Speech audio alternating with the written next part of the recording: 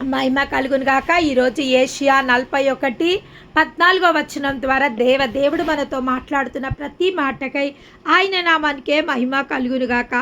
ఈరోజు ఏమంటుండంటే, స్వల్ప జనమగు ఇజ్రాయిలీలు భయపడకుడి, నేను నీకు సహాయము చేయుచున్నాను అని యెహోవా సెలవిచ్చుచున్నాడు. ఎవరు సెలవిస్తున్నారు? ఈరోజు మనతో దేవుడు సెలవిస్తున్నాడు. ఏమని? నేను నీకు సహాయము చేసేదను. ఎవరికి సహాయము?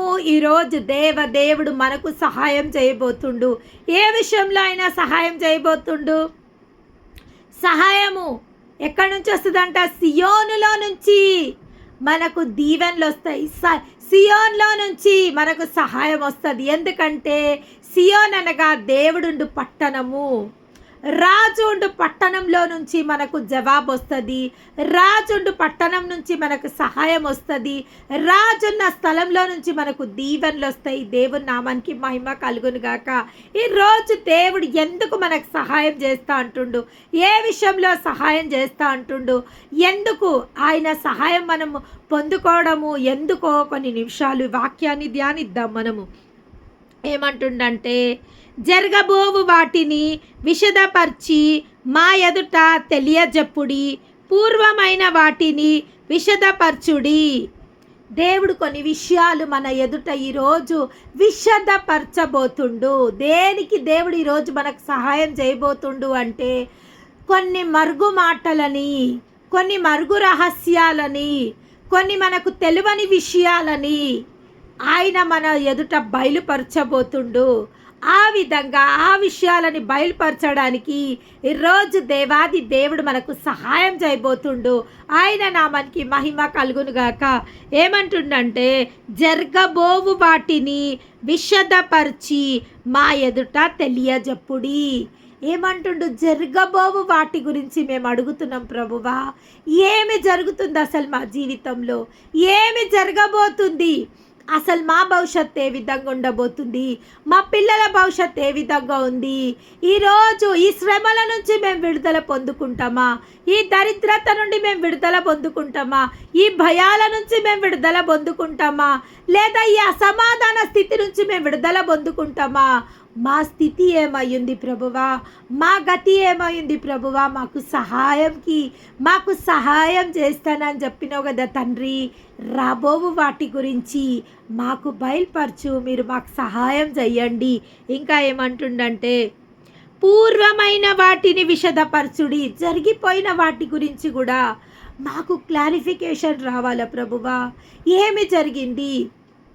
ఈరోజు ఈ స్థితిలో మేము ఉండడానికి కారణమేముంది? ఈరోజు ఈ స్థితిలో ఉండడానికి మా ప్రవర్తన ఏమైనా కారణమా? మా మాటలేమైనా కారణమా? మా ఆలోచనలేమైనా కారణమా?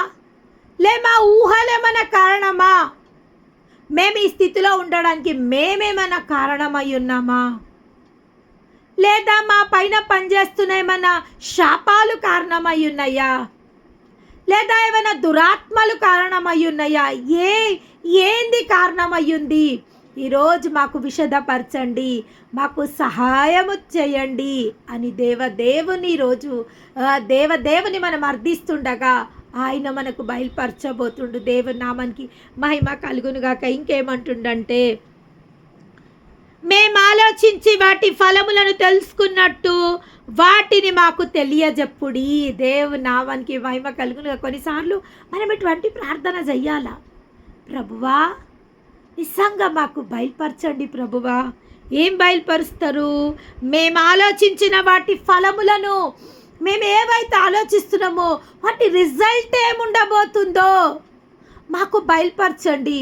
మేము ఆలోచించిన వాటి రిజల్ట్ పాజిటివ్గా ఉండబోతుందా, నెగిటివ్గా ఉండబోతుందా?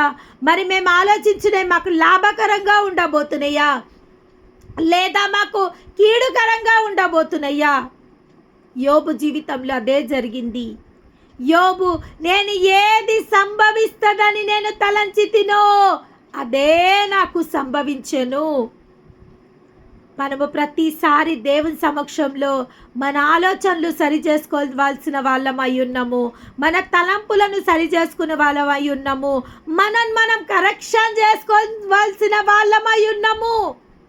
Yes, correction is important to the believer. ఒక విశ్వాసికి తనను ఏంటంటే కరెక్షన్ చేసుకోవడం, తనను తన పరిశీలించుకోవడము చాలా అవసరము. కొన్నిసార్లు నా జీవితంలో కూడా కొన్ని ప్రశ్నలు వస్తుంటాయి. నిజంగా నేను సరి అయిన మార్గంలో నడుస్తున్నానా, నేను ప్రవర్తిస్తున్న ప్రవర్తన సరిగ్గా ఉందా అని నాకు కొన్నిసార్లు నేను నాకు ఆలోచన వచ్చినప్పుడు నాకు దేవుడిచ్చిన ఒక వ్యక్తి దగ్గరికి నేను వెళ్ళడం జరుగుతుంది. ఆ వ్యక్తితో నేను చెప్పుకోవడం జరుగుతుంది. ఈ విధంగా నా తలంపులు ఇట్లా శోధిస్తున్నాయి, నా ఆలోచనలు ఇట్లా శోధిస్తున్నాయి, నేను ఈ విధంగా మాట్లాడుతున్నా, నేను ఈ విధంగా ఆలోచిస్తున్నా, ఇది సరి అయినదేనా? అప్పుడు ఆ యొక్క సహోదరుడు నాకు చెప్పడం జరుగుతుంది, అమ్మా కరెక్టే, కొన్నిసార్లు కరెక్టే అని చెప్తాడు, కొన్నిసార్లు ఇక్కడ నువ్వు మార్చుకోవాలని చెప్తాడు. అప్పుడు దేవుడితో నేనంట, దేవా ఒక మనిషితో స్పష్టంగా మాట్లాడినట్టు నాతో మాట్లాడుతున్నందుకు నీకు వందనాలు. ప్రతి ఒక్క మనిషి ఈరోజు ఒక సహోదరి నాకు ఫోన్ చేయడం జరిగింది. తన కుటుంబం గురించి నాకు చెప్పి చాలా వేదన, చాలా బాధపడుతుంది. నా భర్త ఇట్లా చేస్తుండు, నా భర్త అట్లా చేస్తుండు అని చెప్పడం జరిగింది. తనతో నేను చాలాసేపు మాట్లాడి, అమ్మా నీ భారం అంతా దేవుడిపై నెయ్యి, నువ్వు తలంచకు, నువ్వు చెడు తలంచకు, నువ్వు చెడు ఊహించకు, నువ్వు మంచిగా తలంచు, నీకు మంచిగా జరుగుతుంది, నువ్వు మంచిగా ఆలోచించు, నీకు మంచిగా జరుగుతుంది అని అంటే, ఆ యొక్క సహోదరి మాటలన్నీ విన్నాక ఎంత ఆమె చివరిగా అంటుంది, అమ్మా నిజంగా ఇటువంటి మాటలు చెప్పేటోళ్ళు మాకు లేకపోతే అసలు మేము మా జీవితాలు ఏమైపోతాయి? సరిదిద్దేటోళ్ళు ఖచ్చితంగా మనని ప్రతి ఒక్క మనిషికి సరిదిద్దుకోవాల్సిన అవసరం ఎంతో ఉంది. కొంతమందిని దేవుడు వాక్యం ద్వారా సరిదిద్దుతాడు, కొంతమంది సేవకుల ద్వారా సరిదిద్దుతాడు, కొన్నిసార్లు అన్యుల నోట నుంచి కూడా మనకు సరిదిద్దు మాటలు రావడం జరుగుతుంది. అందుకే ఇక్కడ ఏమని స్పష్టంగా, జరగబోవు వాటిని విశదపరిచి మా ఎదుట తెలియజెప్పుము. ఇది ఒక ప్రార్థనగా చేసుకోవాలి మనము. ప్రభువా జరగబో వాటి గురించి మాకు బయలుపరచు ప్రభువా.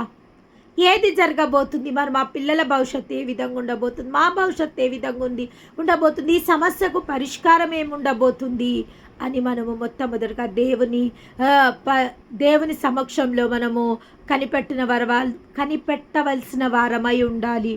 రెండవదిగా పూర్వమైన వాటిని విశదపరచుడి. అవును, ఈరోజు ఈ శోధన మేము అనుభవిస్తున్నామంటే పూర్వం మా వల్ల ఏమైనా తప్పులు జరిగినాయా, మేమేమైనా కరెక్షన్స్ చేసుకోవాల్సిన అవసరం ఉందా, జరిగిపోయిన వాటిని మేమేమైనా సరిదిద్దుకోవాల్సిన అవసరం ఉందా, మేమేదైనా నిర్లక్ష్యం చేసినామా, మేమేదైనా పట్టించుకోలేదా, మేమేదైనా చూడనట్టు చేసినామా, ఇంకా మేమేదైనా సరిదిద్దుకోవాల్సిన అవసరం ఉందా ప్రభువా. మూడవదిగా మేము ఆలోచించిన వాటి ఫలములను తెలుసుకున్నట్టు వాటిని మాకు తెలియజెప్పుడి. అవును, మరి మేము ఈరోజు ఇట్లా ఆలోచిస్తున్నాం, మరి దాని రిజల్ట్ ఏం రాబోతుందో మాకు తెలుస్తలేదు ప్రభువా. మరి మేము ఈ విధంగా ఆలోచించడం అది రైటా రాంగా కూడా మాకు తెలుస్తలేదు. అది రైటా రాంగా మాకు విశదపరచండి. మేము ఈ విధంగా ఆలోచించుకోవడము, మా భవిష్యత్తు కోసం ఈ విధంగా ఆలోచించడము, లేదా మా పిల్లల గురించి ఈ విధంగా ఆలోచించడము, మా ఆర్థికపరమైన ఇబ్బందుల గురించి ఈ విధంగా ఆలోచించడం, మా పొరుగువారి కోసం ఈ విధంగా ఆలోచించడం, లేదా మా రిలేటివ్స్ గురించి ఈ విధంగా ఆలోచించడం, ఇది కరెక్టా రాంగా? ఇక్కడ ఎంత బాగా అడుగుతుండు భక్తుడు, నా యొక్క ఆలోచనలు కరెక్టా రాంగా? వాటిని కూడా పరిశీలించు ప్రభువా. వాటిని కూడా మాకు రాగల వాటిని మాకు తెలియజెప్పుడి. మేము ఆలోచించిన వాటి ఫలములను తెలుసుకున్నట్టు వాటిని మాకు తెలియజేడి. మేము ఈరోజు ఆలోచించే వాటి కోసం రిజల్ట్ ఏముండబోతుందో అది మాకు బయలుపరచు. మేము ఒకవేళ ఈ విధంగా ఆలోచించడం వల్ల మాకేమైనా కీడు వాటిల్లుతుందా, లేదా మాకు ఏదైనా మేలు వాటిల్లుతుందా, అది మాకు బయలుపరచు. నాలుగోదిగా ఏమంటుండంటే, లేని ఎడల రాగల వాటిని మాకు తెలియజెప్పుడి. ఇక మీదట రాబోవు సంగతులు తెలియజెప్పుడి. ఏమంటుండంటే, ఒకవేళ మేము ఆలోచించడం వల్ల మేము ఆలోచించే వాటి వల్ల ఏ కీడు రాకపోతే, ఏది మాకు నష్టం సంభవించకపోతే, ఓకే ప్రభువా, రాగల వాటి గురించి మాకు చెప్పు.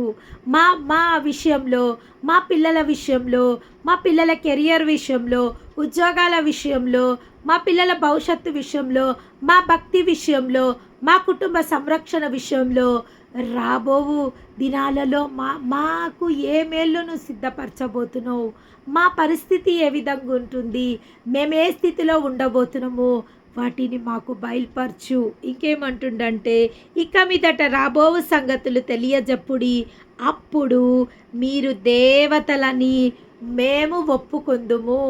రాబో విషయాలు ఒకవేళ మాకు తెలిసి మేము వాటిని బట్టి మేము నడుచుకోగలిగినామంటే, వాటిని బట్టి మేము ఇతరులకు చెప్పగలిగినామంటే, మా జీవితాలు మేము మార్చుకోవడమే కాదు, ఎప్పుడైతే జరగబోవు విషయాలు మాకు బయలుపరచడం మొదలవుతాయో, మా జీవితాలనే కాదు మేము మార్చుకోవడము, అనేకుల జీవితాలను కూడా మేము మార్చగలుగుతాము, అనేక జీవితాలను కూడా మేము ప్రభావితం చేయగలుగుతాము, అనేక జీవితాలను కూడా నీ వైపు మేము మార్చగలుగుతాము.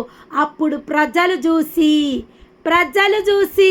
మీరు దైవములు, నిజంగా మీరు దేవుడు మాట్లాడినట్టే మాట్లాడుతుండ్రు, మీరు మాట్లాడితే దేవుడే మాతో మాట్లాడినట్టు అనిపిస్తుంది అని మిమ్మల్ని అందరినీ బట్టి ప్రజలు అనబోతుండ్రు. ఎంత మంచి మాట అంటే, దైవములు అని మనం అనిపించుకోవాలని కాదు, కానీ ప్రతి ఒక్కరికి జరగబోవు వాటి విషయాలు ఎప్పుడైతే చెప్పడానికి గల సామర్థ్యతని మనము పొందుకోగలుగుతామని దేవుడు మనకు సెలవివ్వడం జరుగుతుంది. ఏమంటుందంటే, అప్పుడు మీరు దేవతలని మేము ఒప్పుకొందుము, మేము ఒకరినొకరము సాటి చేసుకున్నట్లు కనుగొన్నట్లును మేలైనను కీడైనను చేయుడి.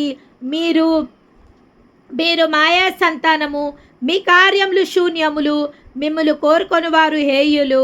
ఉత్తర దిక్కు నుండి నేను ఒకడిని రేపుచున్నాను, నా నామమున ప్రార్థన చేయవాడొకడు సూర్యోదయ దిక్కు నుండి వచ్చుచున్నాడు.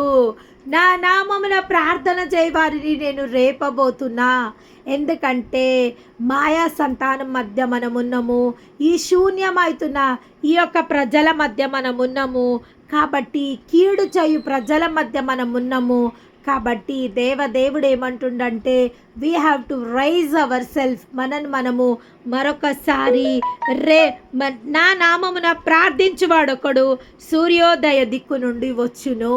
ప్రార్థించు వారిగా మనం ఉండాలి. ఎప్పుడైతే మనం ప్రార్థించు వారిగా ఉండి ఈ అన్ని విషయాల కోసం మనం దేవుని సమక్షంలో మనం ప్రార్థించగలుగుతామో, మన భవిష్యత్తు స్పష్టంగా తేటగా దేవుడు మనకు బయలుపరచడానికి మన తలంపులు కరెక్ట్గా ఉన్నాయా, మనము జరిగిపోయిన వాటి గురించి అడగవలసిన వారం ఉన్నాము, మన తలంపుల గురించి మనం అడగవలసిన వాళ్ళమై ఉన్నాము, ఈరోజు ఈ స్థితికి కారణం ఏమైందో మనం అడగవలసిన వాళ్ళమై ఉన్నాము. అవును, చాలామంది నన్ను అడుగుతారు, మనము దేవుని ప్రశ్నించవచ్చా? నేనైతే కొంతమందికి అయితే చెప్తాను, అంటే నేను చాలా తక్కువ చెప్తా. నిన్నటి రోజు ఒక సహోదరికి నేను చెప్పడం జరిగింది, అమ్మా నీ ఎన్ని ప్రశ్నలు ఉన్నాయో దేవుడి దగ్గరికి వెళ్ళి ఒక గొడవ వేసుకో. ఇన్ని క్వశ్చన్స్ నీకెందుకు? ఇవన్నీ దేవుని అడగాలని ఎందుకు అనిపిస్తలేదు నీకు? ఇవన్నీ దేవుని అడిగితే దేవుడు నీకు సమాధానం చెప్పడానికి సిద్ధమై ఉండు కదా. నీకు మాట్లాడడానికి చేత కాకపోతే గొడవేసుకో, ఒకసారి దేవుడితో గొడవేసుకోనికి వస్తుంది కదా నీకు. ఒకసారి గొడవేసుకొని అడుగు దేవుడిని, దేవుడు సమాధానం చెప్తాడు. నేను దేవునితో గొడవ పడాలని చెప్తలేను, కానీ ఆ సహోదరికి ఆ విధంగా తనకు అర్థమయ్యే భాషలో ఆ విధంగా చెప్పడం జరిగింది.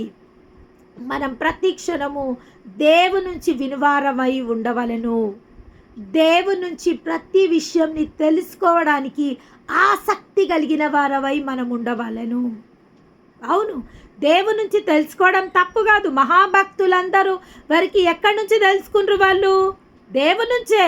ఎప్పుడైతే మనం దేవుని సమక్షంలో గడిపి ఆయనతో మాట్లాడే అనుభవము, ఆయన నుంచి తెలుసుకునే అనుభవము ఎప్పుడైతే మనం పొందుకోగలుగుతామో ఆ అనుభవం మనకే మేలు చేయది, ఇతరులకు కూడా మేలు చేయగలుగుతుంది. ఇతరులకు కూడా కీడు నుంచి ఇతరులను కూడా మనము కీడు నుంచి తప్పించగలుగుతాము. ఇతరులను కూడా మనము ధైర్యపరచగలుగుతాము.